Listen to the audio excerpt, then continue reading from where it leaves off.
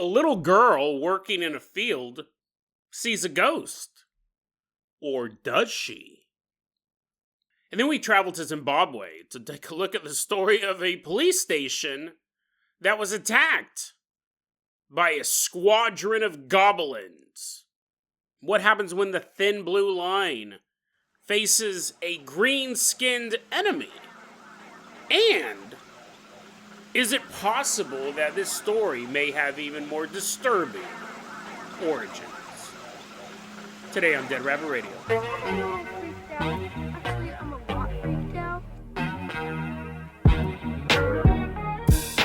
Hey everyone, welcome back to another episode of Dead Rabbit Radio. Your host Jason Carpenter. I'm having a great day. I hope you guys are having a great day too. Hope you guys have some awesome plans for the weekend. I'm running behind. Yesterday's episode, I think I finished around midnight.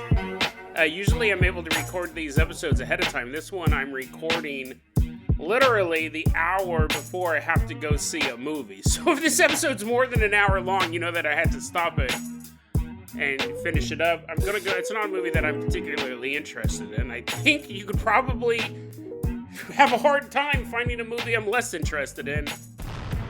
It's called Plan C. It's about birth control during COVID.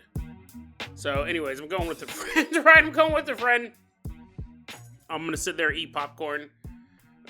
Very loudly, I'm going to drink my soda. I was like, oh, where's the Transformers? Optimus, save that poor woman. She needs birth control. And they're like, what? I'm eating popcorn as loudly as possible. But someone who doesn't go to movies just to complain about the content, walking into Dead Rabbit Radio Command, everyone get on your feet and give it up for one of our legacy Patreon supporters, Platinum Piss. Woohoo! Yeah, he's all touching everything. He's all getting everything pee-stained. But at least it's a platinum color, so I guess it's better than the original gold color urine is. Platinum Piss, you're going to be our captain, our pilot this episode. If you guys can't support the show financially, I totally understand. I really do. Just help spread the word about Dead Rabbit Radio. That helps out so much. Tell your friends, tell your family, tell everyone you know. Dead Rabbit Radio is your favorite paranormal show. If you do support the Patreon, you get access to the Patreon Discord. We're going to start the movie nights back up again, and really, we'll watch Plan C. You're like, oh, great. But in the meantime, Platinum, I'm going to go ahead and toss you the hair hang glider. Everyone put on your gloves and grab his ankles as Platinum Piss jumps off the highest point of Dead Rabbit Radio Command. Glide us all the way out to Italy.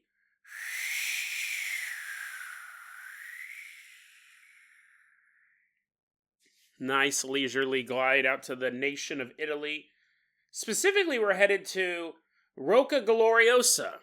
That's in Salerno, Italy. And the reason why we're walking through the forest here in Italy, I say, there's an old story about these woods that we're in. Did I say we're in the woods? You imagine us walking through the center of town? We're in the forest, and look around you. Trees reaching up into the sky, their little leaves saying, give me light. Give me light. Squirrels dancing from branch to branch looking for nuts. A bird chirping. Looking out. It's beautiful. But we're not here to enjoy nature. We're not here to enjoy nature. We're here to see that. And I point, and we look over, and we see a woman dressed in clothing from the 19th century. And she's floating through the woods. You can actually see her floating. Her feet aren't even touching the ground. And she's silently making her way through the forest. And I turn back to you and I go, there you have it. A traditional ghost. In fact, ghosts wearing clothes from the 19th century, the 18th century, that is the stereotype. Even today, most people assume that ghosts come from those time periods. Now, we know, you and I know, because we cover this all the time on the podcast, that most ghosts actually wear modern clothing. They wear jeans and t-shirts and have modern haircuts, at least modern, say, from the 50s, 60s to now. Most ghost sightings are not the Victorian clothing or their old-timey clothing. Those are just the ones that get the most attention because those are the ones that are in the famous tourist spots. So you go, oh, if you go to this castle in Edinburgh, wherever that's at, you might be able to see a woman walking through the castle and her head's missing, and she's wearing old-timey clothing. And those are the ones you read about in, like, USA Today's Hauntedest Castles book that I just made up. I don't know if that exists, but you know what I mean. Like, when you go to the grocery store, my mom buys these for me all the time. She's at the grocery store, she sees, like, the Hauntedest Castles in England, and she buys them for me. And it's just kind of a collection of the most famous ghost stories. So most people assume that all ghosts are from the 18th, 19th century. But that's not true. Most ghosts are actually modern ghosts wearing modern clothing. But anyways, you see this very typical ghost story. Stereotypical, in fact. A woman floating through the woods. You wonder, like, what happened here? Did she lose her children in the woods and she's still looking for them? Did her lover die in some battle? And she killed herself in the woods. She walked and she found the highest branch she could and she jumped off of it. And it was only 2 feet. It's just jumped to the ground. She's like, oh, that didn't work. Probably should have brought a rope. And then she hung herself from another tree. You have to wonder these things, right? But it's a ghost in the woods. Or is it? Let's head back to the year 1929. Found this really, really interesting story the other day. We're headed back to the year 1929. It's summertime. We're in Roccagloriosa, Italy. It's 2 p.m. And there's a little girl, let's call her Angelica. A little girl is working out in this field near the woods. And I don't know what they grow out in Italy. Let's just say wheat, right? It seems like a staple. Seems like they grow it everywhere. She's picking wheat, throwing it in a basket. She's cutting it down, putting it in a basket. Just doing her job, right? When all of a sudden, she looks up and she sees a ball of light hanging there in the sky. Not the sun. She's not an idiot, but it's in the daytime. She sees this white light just hovering there. And she's like, what in the world is that? In 1929, what would you think it was? You'd probably think it was an angel. She looks up, she sees this stationary ball of light, and it starts to descend. And as it's getting closer to the ground, in the middle of the ball of light, it starts to grow dim. As if a door was appearing or a portal was opening up. This ball of light comes down to earth until it's only just a few inches off the ground. And then, after about 5 or 10 seconds pass, it's just kind of floating there.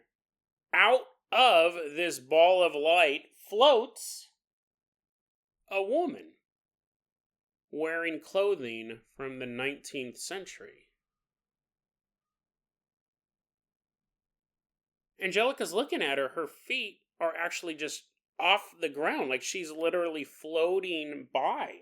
And this woman is floating towards Angelica. Angelica doesn't know what to do. This whole thing is brand new to her. And really, I would argue to most people, because if you're prepared to see aliens, and you see this person come out, it's going to throw you for a loop. If you thought it was an angel, it's even more confusing. But as Angelica's looking at this woman who's floating towards her, she sees 2 or 3 small little people, small little beings, kind of poke their head out of this sphere. They're like looking out of this portal that's appeared, the same portal the woman just walked from, or floated from. They're just kind of watching what's happening. Angelica's frozen. She's terrified. What are you going to do in this type of situation? This woman continues to float towards Angelica and then turns left. Floats into the forest until Angelica lost sight of her.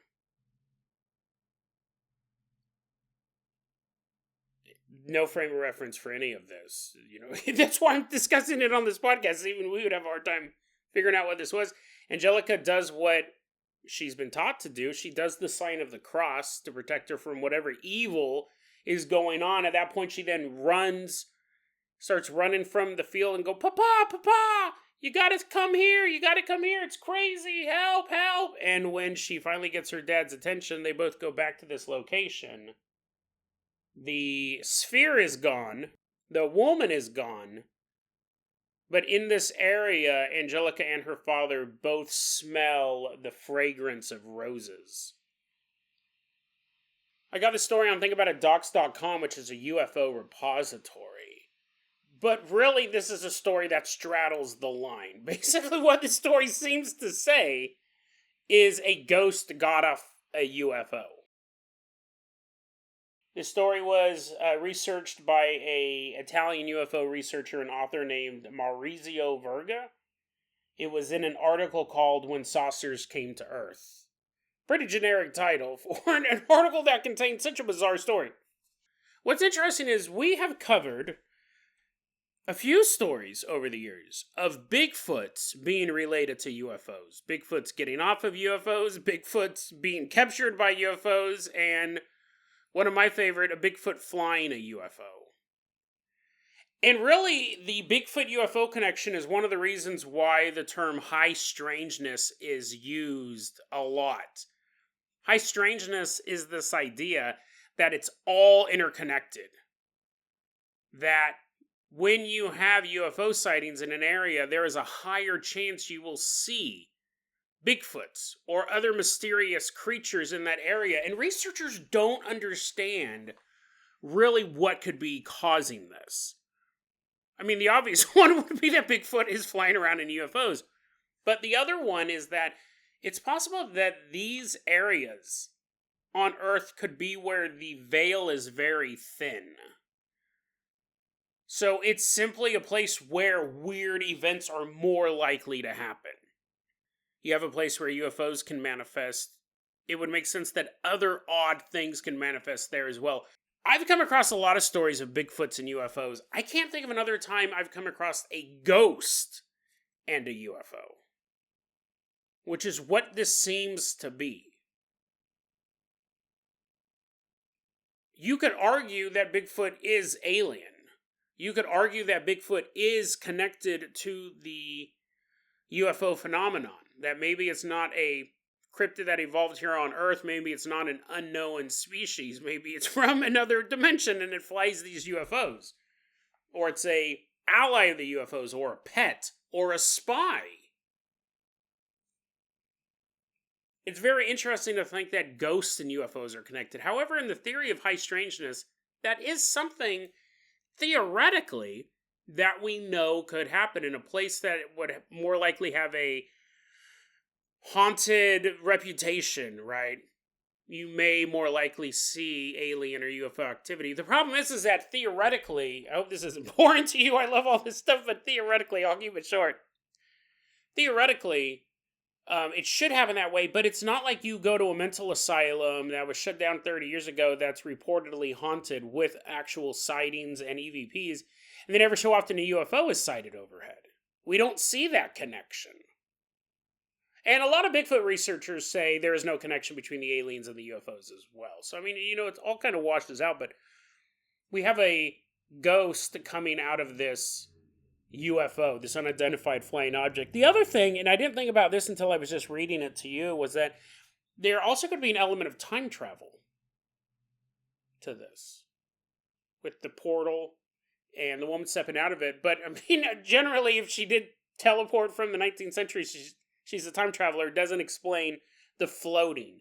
It doesn't explain walking into the woods. What this does seem like is that this ghost came out of this vehicle and became something that people would cite over the years. Seeing a ghost in the woods. And actually, I wasn't able to find any sightings, any reports of this particular ghost in these woods. But I mean, if you think about it, if there is that connection where you could say the Phantom Hitchhiker, this very famous ghost story, that you can find pretty much all over the United States, if not the world. If if aliens could master that technology, right? If they're able to show that they're not shape-shifting reptilians, if Queen Elizabeth was able to keep this disguise up for so long, wouldn't it also make sense that they'd have the technology to emulate ghosts? To haunt a particular area? And you go, Jason, what would be the point of that, right? They're aliens. They can just, if they want to know where you're at, fly around in a cloaked ship. They don't have to pretend they're a prom queen who died on the way home and now she's forever hitchhiking down the road to find out where your house is and to leave a wet sweater in your back seat. Why would they have to be a ghost? Well, I would argue they might not. They might not need to be a ghost. But these could be connected. The world of ghosts could actually have a very, very close connection to the world of UFOs. Here's the thing. We just have this one story that I can recall. This is the first time I can think of a ghostly apparition. Because here's the thing, with the floating and with the old-timey clothes. Now, in 1929, the 19th century was only 29 years previous.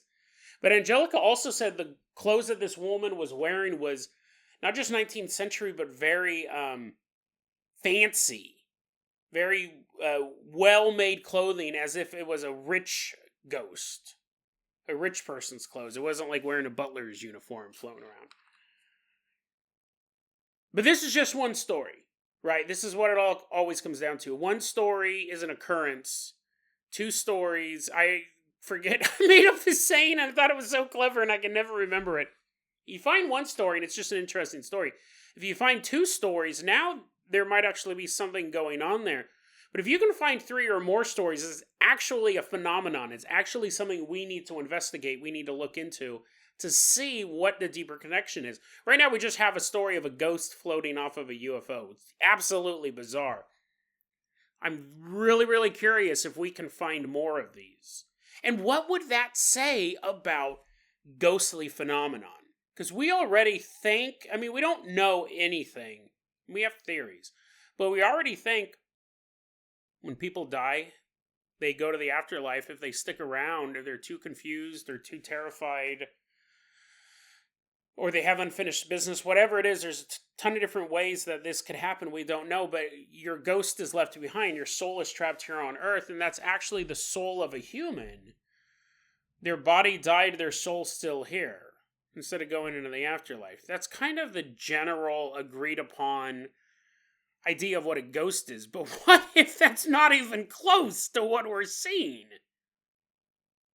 What if it's not even close? What if we're actually seeing... I know there's a lot of people who say that demons disguise themselves as ghosts.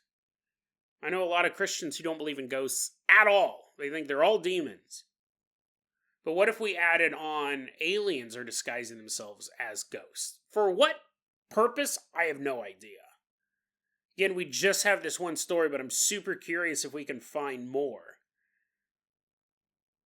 And that might start to explain some of this, but that would be mind-bending. Imagine if we start to find these stories and somehow we're able to prove that ghosts that humans see are actually alien infiltrators. Like that time when your grandmother died, and then you're sleeping in bed one night and you woke up to the smell of fresh cookies baking in the oven, and your grandma's at the foot of your bed, and she's like, "Hey, Johnny, I died, but I came back to make you some cookies." And she's holding out a tray of cookies. You can't grab them. They're ghost cookies. Your hands are going through them. She's laughing. One last practical joke from Granny. Your house smells like cookies now. There's ants everywhere. Ghost ants are like, they're eating the ghost cookies. But it gives peace to your heart. You're like, well, I guess there is life after death because you have diabetes now. You can't stop eating the ghost cookies. They're floating into your mouth every time you open it to talk. Or you'd go, well, I guess there is life after death. Granny, I don't miss you. Well, I do miss you, but she's all coming back with the big wooden spoon. She's all, what'd you say, Johnny? You're like, no, you didn't finish. I miss you, but I know you're in a better place. So that gives peace to my heart. And Grandma's like, oh, Johnny, you always were my favorite. What if that was an alien? What if that whole interaction, you see your grandma at the foot of your bed, but it's really this little guy, this gray alien, and he is holding out a tray of your grandmother's cookies. He's like, we did get the recipe from her. We tortured her soul. We intercepted her before she went to heaven. Now we can disguise ourselves as your grandma anytime we want. And we want to right now, so we're offering you cookies. Like, what if this turned out to all be so related that ghosts were actually just aliens pretending to be ghosts? You're like, Jason, but you can't answer why. I mean, it's an interesting theory. You found one story. Why would they be doing that? I don't know, man. They're aliens, dude. They're from another planet. I can't guess what they're going to do. It would be crazy, though, if it was true. So let's see if we can find some more stories like this, because I'm really curious.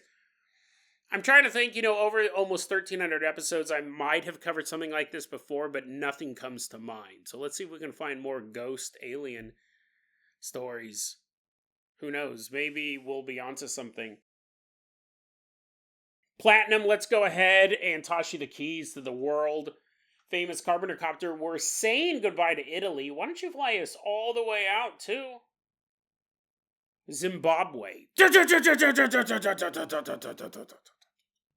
In 28 minutes, I'm going to be sitting in a movie theater with a bag of popcorn watching a documentary about COVID and birth control.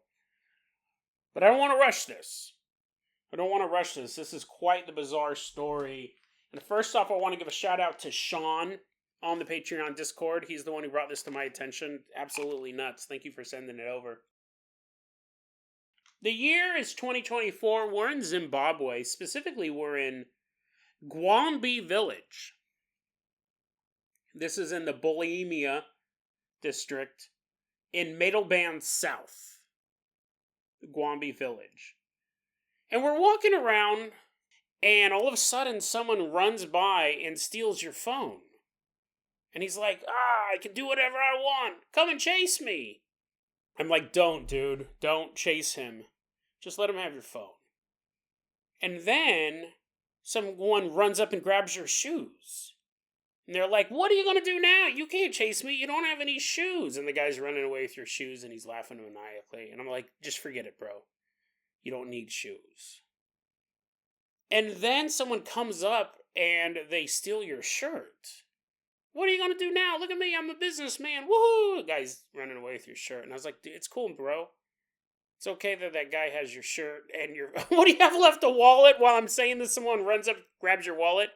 Look at me. I'm a businessman with a credit card. I'm going to go buy a bunch of stuff right now. I was like, just cool it, bro. Not to the thief. I'm totally, encouraging the thieves. They have a really nice belt. Look at this belt. Steal this belt off them. Eventually, you're just sitting there in your skivvies, and I go, it's crazy town, right? You wonder, where are the police? I point over to this abandoned building. I go, that is the police station. There's no one there. But, come on, let's go anyways. I give you a newspaper, I make you newspaper shoes, you're all walking around. We get to the police station, and it's all abandoned. There's, cobwebs where windows should be, overturned chairs, and off in the distance of this police station, down a dark hallway, you hear a hoo-hoo. And I go, what you just heard is the sound of a goblin. And you're like, what? A goblin? And I go, yeah, you want to see? You want to go? I'm pushing you in. You go first. We're walking through the dark, abandoned police station. Hoo-hoo-wee! Wah-ha! You're like, who is this? Is this Mario? Why is he making these weird noises? You got another life? Gwambe Police Station has been abandoned because it was under siege by goblins. Now, these just aren't any old, fantasy fairy tale goblins, right? With little leather loincloths and daggers looking for hobbits to skewer. These guys are far more vicious. Now, this police station, apparently it's kind of set up like firehouses are in America, where the police officers would spend the night in the station. It was kind of their home away from home. You'd live in the station for a period of time, like during your shift, or maybe they had this rotating thing going on. But basically, it wasn't just you show up and then you go back home. You lived in this station. And the police officers, when they'd be spending the night there, they would notice the sounds of things scurrying across the roof of the police station.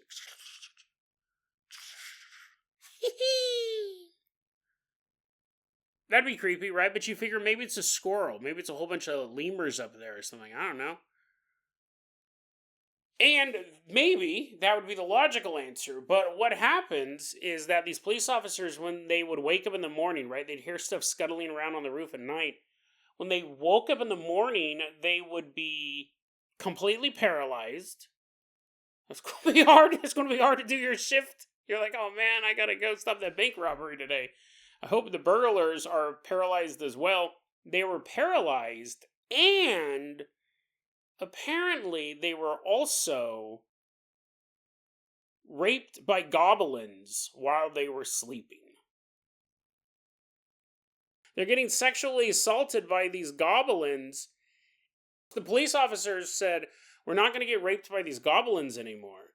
We are leaving. And sure enough, nearby there's a town called Plumtree.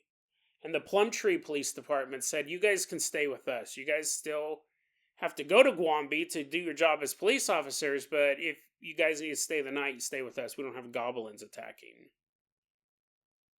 Now this is an interesting story, right, that Sean sent me. And you look at it and you go, this has to be like some superstition. Or sleep paralysis, sleep hag type of thing, like it has a physiological response, and they're thinking they're getting raped by goblins. They're having horrible nightmares, maybe there's some chemicals in the water, what have you. They're not actually being raped by little green men with knives and leather loincloths. And I also gotta say that the term goblin may mean something different in Zimbabwe than it does here. But I imagine they're like little goblins from, some Disney film. Sean sent me over this story. I was like, what in the world? Superstition. Even though this is what I call the leprechaun paradox. The leprechaun conundrum. If your friend tells you their house is haunted, you may believe them. If your friend tells you they caught a leprechaun, you're going to think they're nuts. If they said the place was haunted, I'd probably be taking a different tact for this story. I think people would be laughing less at the idea of ghosts than sexually assaulting goblins attacking police officers. But in the world of the paranormal, both are possible.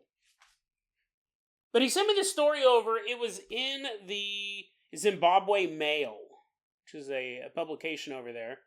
And of course, like all websites, they want to keep you on the website, so they had at the bottom of the article related links, other stories they've done that are similar to this. And I was like, okay, we have these goblins versus police officers. What's this story? So I clicked on it. We're going back to the year 2018. We're still in Matabeleland South, which is the general region. This time we're going to be at the Gohole area in the Matobo district. Is the phenomenon real? I don't know. But at this all-girls school, it's kind of the same thing, or at least the story starts off the same. These young girls are saying that they're waking up in the morning and they're wearing men's underwear and they're covered in goblin semen.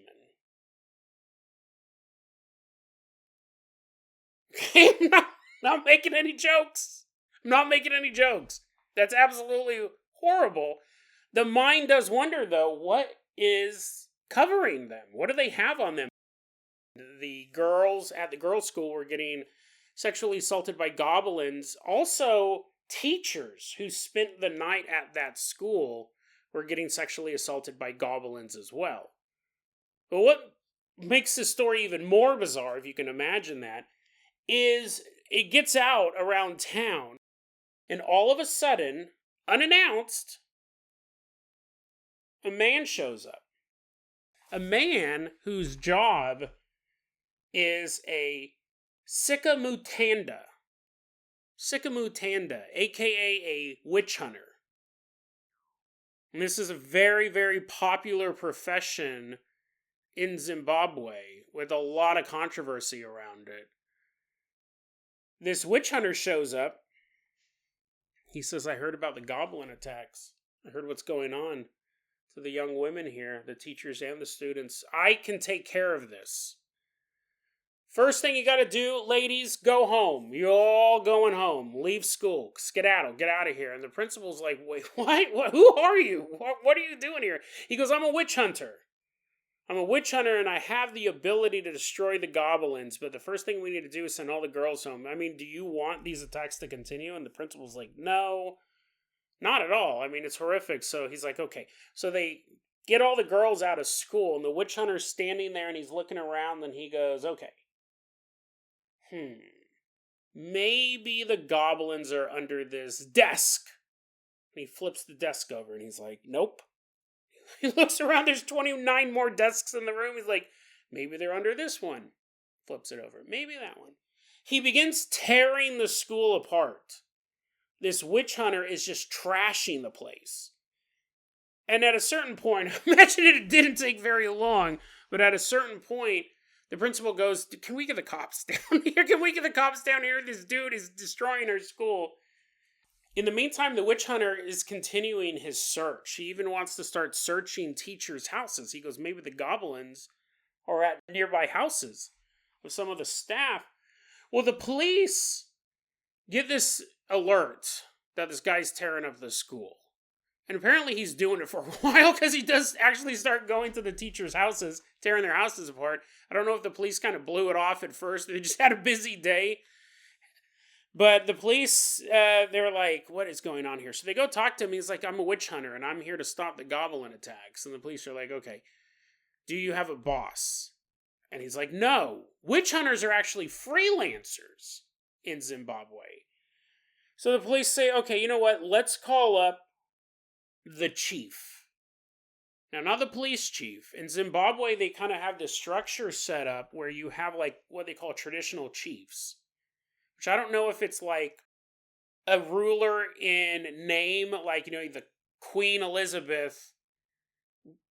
Wasn't actually the ruler of Britain. You had elected officials and the prime minister and all that stuff. It was either that or they worked on the spiritual religious side.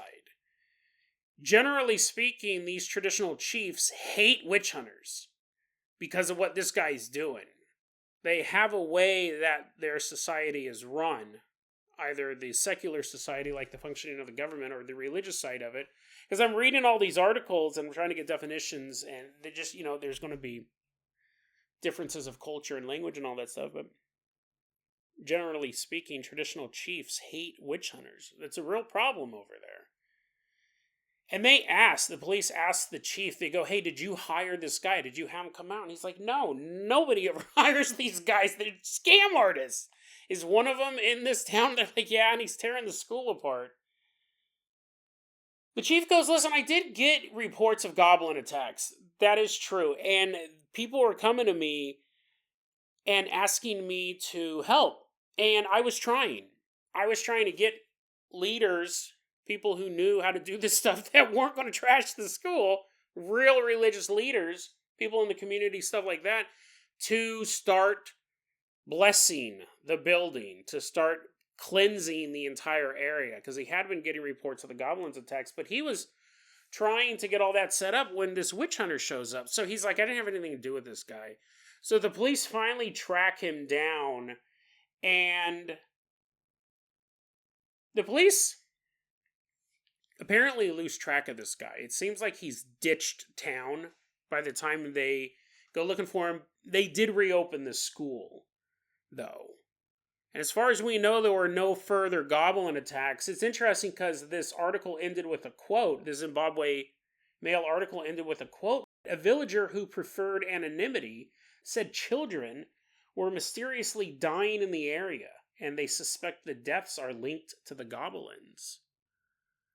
So you had the witch hunter show up, and yeah, he was causing... And they never found out the witch hunter's name. They were never able to track him down, but the goblins seem to be a real problem in this area. Now, again, was it somebody pretending to be a goblin to do these actions against women? It's hard. It's really hard to say, again, because we're in that world of the paranormal. We do have that story about what happened in South America with that commune, but that was such a specific location where the people there had access to very specific things you would need. Knockout gas, for one.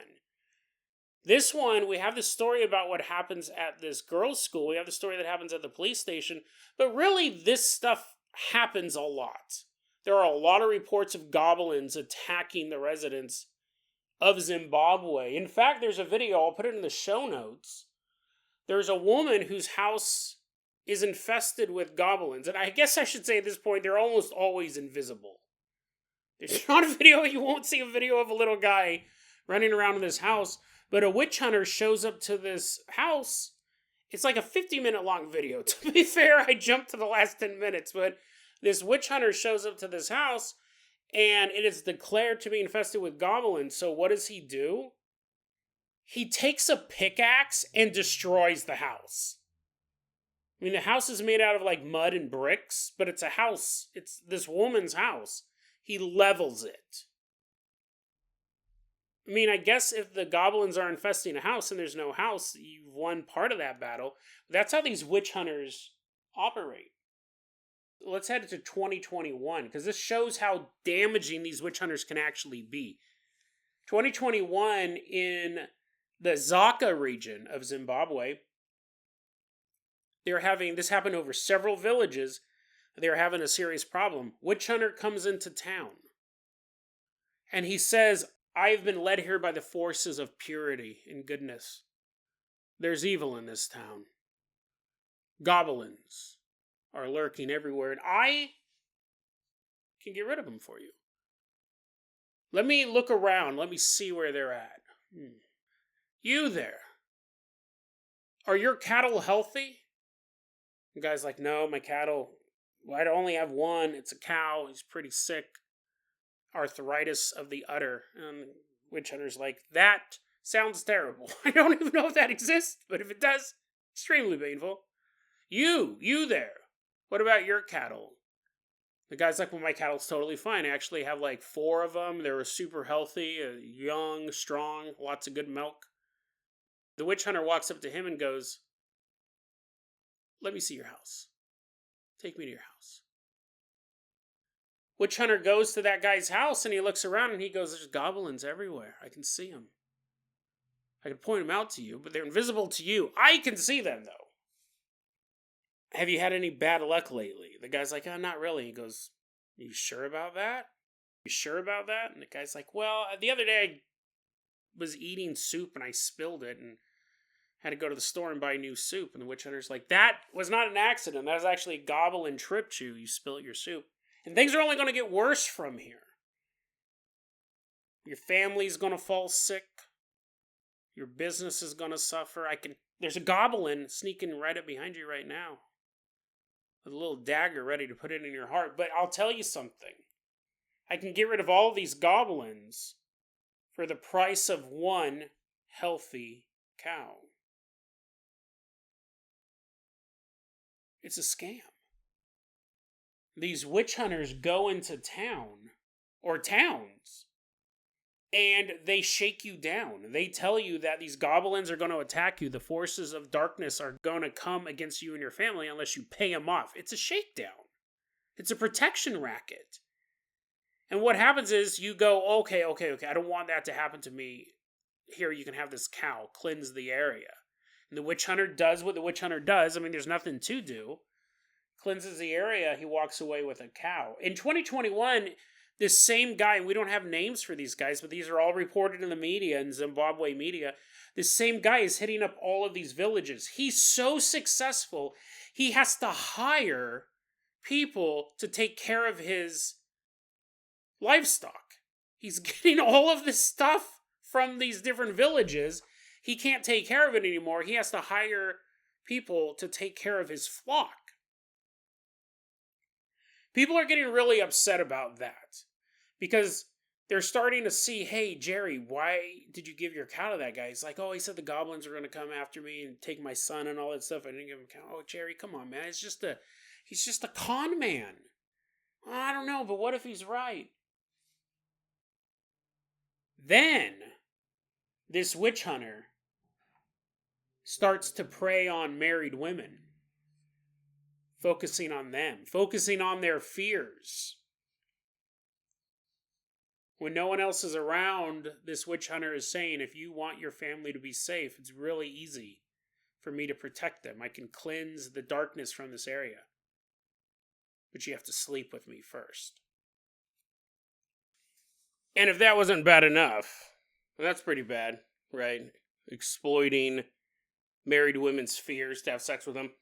If that wasn't bad enough, he got an 11-year-old girl pregnant as well, which is far worse than the great judgment of moral activities. And at that point, he's pretty much ran out of town. What seems to be a common theme is that these witch hunters almost always escape prosecution, which would make the work even more lucrative. Right? If you were reading the news, if you were reading the Zimbabwe Mail, and each article ended with, and they never caught him. They never caught the guy running the scam, being a big old pervo. It'd make you want to become a witch hunter. If you were a big old pervo yourself. I'm not saying everyone who read this article would want to join up. But, so they look at it as a moral hazard. And when you read these articles, they also look at it as an economic hazard. Because a lot of times these witch hunters will come in. Let's say they're not a pervert. Let's just say they're a scam artist. They'll come in and they'll end up taking cattle that is needed in that community. People are drinking the milk. People are raising this livestock to feed themselves. But then he comes and says, hey, you're possessed. There you go, Jason. So, maybe it's the villagers' fault for falling to these scams. And it's interesting because in these articles, I read a bunch for this story. Sean, thanks for sending it over. In these articles, they're saying that it's not just dummies that fall for this. It's pretty much anybody. The guy's a con artist, or these particular type of witch hunters are con artists. And generally, it's really hard to not get conned. If they're a really, really good con artist, they're going to select you for a particular reason. They may think that you're more vulnerable to them. But we see all the time, old and young, rich and poor, smart and dumb. They all can fall for a con, especially one that is supernatural based. And again, you go, well, Jason, I just want to believe him. Some of these witch hunters, what they'll do is they'll have young trainees. They'll have these young men who can't get a job anywhere else. They want to try their hand at witch hunting. Which should be very clear by now, they're not actually hunting any witches. They're running the scam. Now, there could be legitimate ones out there. Not in any of the articles I read, but these guys, they'll have these assistants. These young people will go into a village ahead of time and kind of scout it out and then bury occult items on the property of the people they plan to target. And you wouldn't know about that. So when some guy comes into town and says, hey, you with all that healthy cattle, there's a curse on your land. There's a curse on your land. You're like, what are you talking about? And then he goes, the witches are telling me, like, wait, I thought you're hunting witches. So, sorry, whatever. The goblins are speaking to me right here. They're telling me right here is where their source of power is. And then they dig like a foot into the dirt and you pull out a human skull. Or you pull out this busted elk horn. And he goes, here it is, watch, it's like a little trumpet. There, I just called more goblins, sorry. I'm new at this job, this land is cursed. You'd be like, oh my god, he just found this, because it's your property. You didn't know anyone was around. You didn't know anyone had buried anything here, and some guy shows up and is able to find out where this occult item is. Not a guy you'd ever seen before, too. Another thing these witch hunters will do is they will, if they're scouting out a community with their assistants, they will find out who the rivals are in town. They'll find out, like, oh, the local church wants more power, but the mayor of this town is trying to work with these other people to diminish the power of the church so they can have more power for themselves. They'd find these, because every neighborhood, every city has these types of things all over the world. You have people kind of vying for power. The witch doctors will pit them against each other. So imagine if you, in town, you had like, you were the mayor and you had a bunch of real estate developers and you guys were chummy together, and then the school district in your town had linked arms with the, I don't know, Parks and Rec development. And then some dude shows up and starts telling the mayor and the real estate people, hey, the Parks and Rec in the school district, they're actually the servants of goblins. And I dug up this skull. I dug up this skull underneath the slide at the local park. They're casting black magic. They're actually trying to overthrow you, mayor. Now, it's not just you think there might be dark forces attacking you. Now it's, oh my god, this war, this whole disagreement between my group and that group is not a disagreement over land use or taxes or anything like that. It's a battle between good and evil. So they're very, very slick at what they do. This is something they do. They go into these communities, they find the power structures, they find who's fighting against who. They exploit that. They find people who are looking for an answer for their misfortune. They exploit that. They cause misfortune before they even get there. They exploit that. And by the time people start to realize, oh, wait a second, that witch hunter is not on the up and up, they're gone. And they've moved on to the next town. It's pretty dark stuff.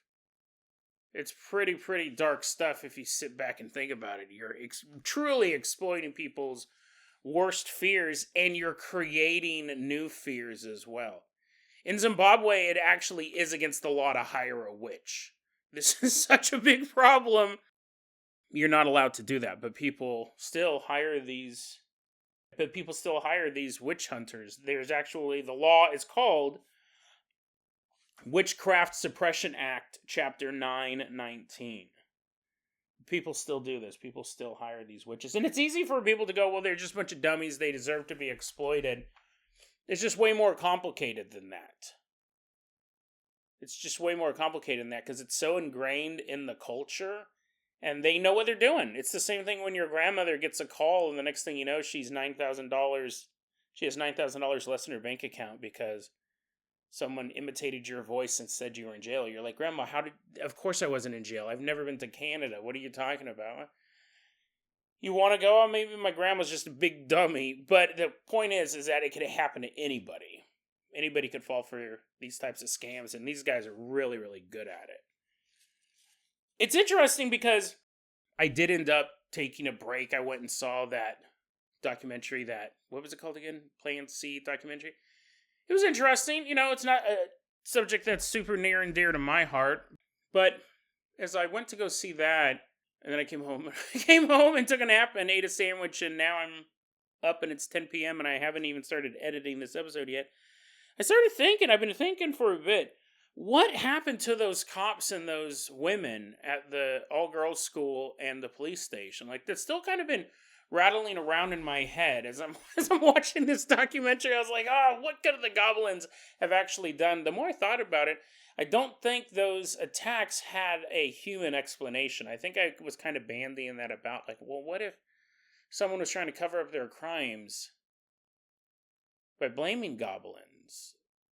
I mean, were those two groups? Because, see, it's interesting because the police article did not mention the witch hunters at all.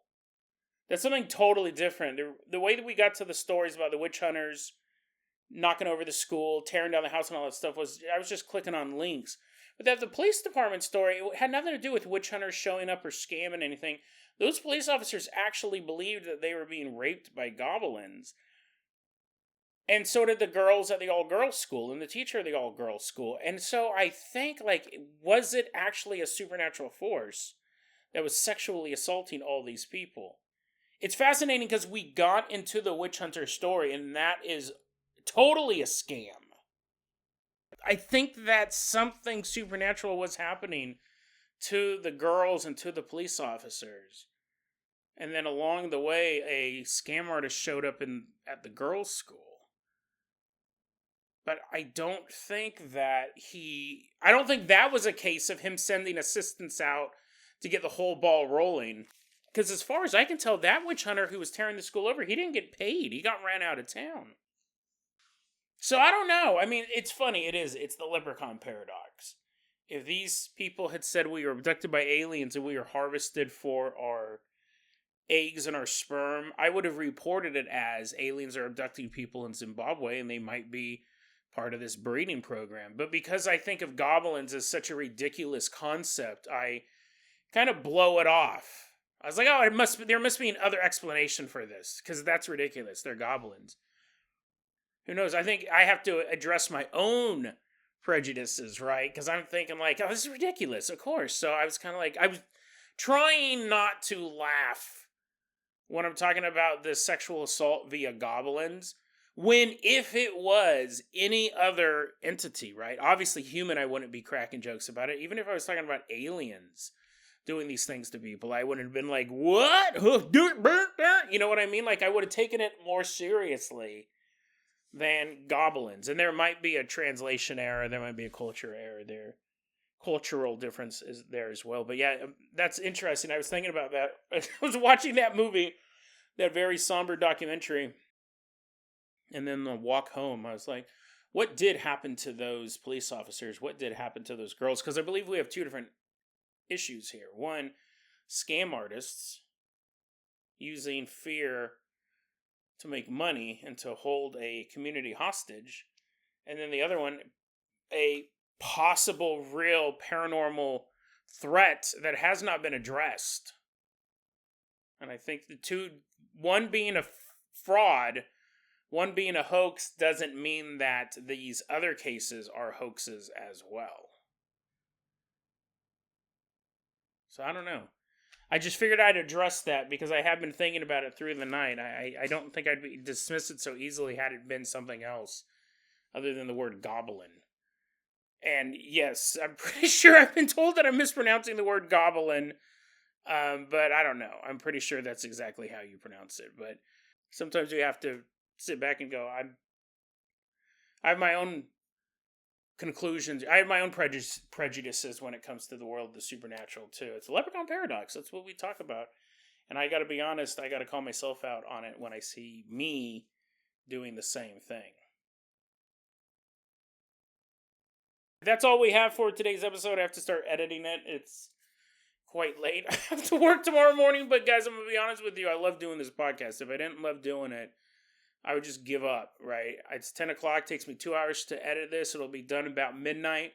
I gotta be awake at 5 in the morning. And we'll just roll in the weekend and we'll be back on Monday. I really do love doing this, and I'm so glad that you guys are here to help me with this, because you guys are truly part of this program. DeadRabbitRadio@gmail.com is going to be our email address. You can also hit us up at Facebook.com/DeadRabbitRadio. TikTok is @DeadRabbitRadio. Dead Rabbit Radio is the daily paranormal conspiracy and true crime podcast. You don't have to listen to it